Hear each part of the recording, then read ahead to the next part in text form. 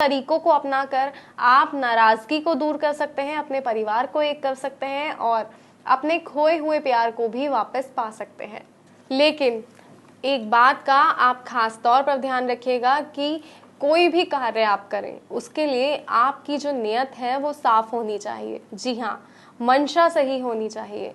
अगर आपकी नियत साफ होगी, आपकी मंशा सही होगी तो कार्य को सिद्ध होते देर नहीं लगती। जी हाँ, सही कार्य, सही मंशा से किया गया कार्य हमेशा सिद्ध होता है। लेकिन कोई भी कार्य अगर आप गलत मंशा से करते हैं तो वो कभी भी सिद्ध नहीं होता, और सिद्ध होता भी है तो उसका जो परिणाम है वो बेहद बुरा होता है, जिसके बारे में आप सोच भी नहीं सकते। तो इसलिए इस बात का खास तौर पर ध्यान रखिएगा कि सही मंशा से आपको कार्य करना है, सही मंशा से आपको जो विधि है वो करनी है, ताकि आपके अपने लौट आए। अगर आप सच में अपने परिवार को इकट्ठा करना चाहती हैं कि आपका परिवार पहले की तरह एकजुट हो जाए, ये चाहती हैं कि आपका खोया हुआ प्यार आपसे मिल जाए, कोई प्रेमी या कोई प्रेमिका, कोई भी अगर ये चाहता है कि उनका जो प्यार खो गया है वो वापस उनसे मिल जाए, क्योंकि वो उनके बिना नहीं रह सकते, उनके साथ अपनी सारी जिंदगी बिताना चाहते हैं, तो ऐसे में क्या किया जाए? इस वशीकरण विधि का सहारा लिया जाए। तो आइए समय ना बर्बाद करते हुए सबसे पहले मैं आपको बताती हूँ कि हमें सामग्री क्या क्या चाहिए इस वशीकरण विधि के लिए। तो हमें चाहिए एक कागज, एक लाल पेन, और हमें इसके साथ ही चाहिए 2 लौंग। जी हाँ, 2 लौंग कागज और लाल पेन के माध्यम से हम किसी व्यक्ति को अपने वश में कर सकते हैं। कैसे, आइए बताते हैं। तो दर्शकों, विधि शुरू करते हैं और हमें इस कागज पर सबसे ऊपर उस व्यक्ति का नाम लिखना है जिसे हम वश में करना चाहते हैं। मान लीजिए जिसे आप वश में करना चाहते हैं उस महिला है और उनका नाम है रश्मि। तो हम लिखेंगे रश्मि और फिर हम एक स्वास्तिक का निशान बनाएंगे और उसके नीचे उस व्यक्ति का नाम जो रश्मि को वश में करना चाहता है, मतलब वश में करने वाले व्यक्ति का नाम। मान लीजिए इनका नाम है मनोज। तो हमने रश्मि लिखा, फिर स्वास्तिक बनाया, फिर मनोज लिखा और उसके बाद फिर हमने स्वास्तिक बनाया। और इसके बाद आपको जो नाम आपने लिखा है रश्मि, जिन्हें आप वश में करना चाहते, और इस नाम पर आपको ये 2 लौंग इस तरह रख देनी है। उसके बाद इस कागज को आपको 3 बार मोड़ना है। 1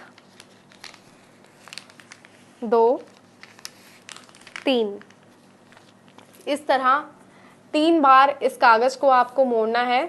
उसके बाद इस तरह आपको ये कागज अपने हाथ पर रखना है, इस तरह इसे हाथ से ढकना है और मंत्र जो मैं आपको बताने जा रही हूँ उसका उच्चारण करना है। मंत्र है ओम कामदेवाय नमः मम वश्यम करु नमः। ओम कामदेवाय नमः मम वश्यम करु नमः। इस तरह 3 बार आपको हाथ में कागज रखकर इसको जो है इस तरह छुपा कर इस कागज को आपको 3 बार मंत्र का उच्चारण करना है। उसके बाद जब एक बार और इसे फोल्ड कीजिए 2 बार, ताकि जो लौंग है वो बाहर ना निकले। लेकिन मंत्र उच्चारण वक्त आपको सिर्फ 3 बार ही फोल्ड करना है, इस बात का ध्यान रहे। उसके बाद आप 1-2 बार और फोल्ड कर सकते हैं ताकि ये बाहर ना निकले। उसके बाद इसे आप घर के किसी भी कोने में जाकर छुपा दीजिए। ऐसी जगह आपको इस कागज को छुपाना है जहां पर किसी की नजर ना पड़े, जहां कोई ना जाए, किसी की नजर इस कागज पर ना पड़े। और ठीक 24 घंटे बाद वो व्यक्ति पूर्ण रूप से सिर्फ और सिर्फ आपका हो जाएगा और आपका ही होकर रह जाएगा। अगर आप चाहते हैं कि विधि सार्थक सिद्ध हो तो एक नेक नियत के साथ इस विधि को कीजिएगा। आप इस विधि को सही तरीके से कीजिएगा ताकि जैसा बताया गया है अगर आप वैसा ही करेंगे तो जो ये विधि है ये सार्थक सिद्ध होगी और कोई भी गलती की गुंजाइश मत रखिएगा। जिस तरीके से बताया जा रहा है उस तरीके से कीजिएगा।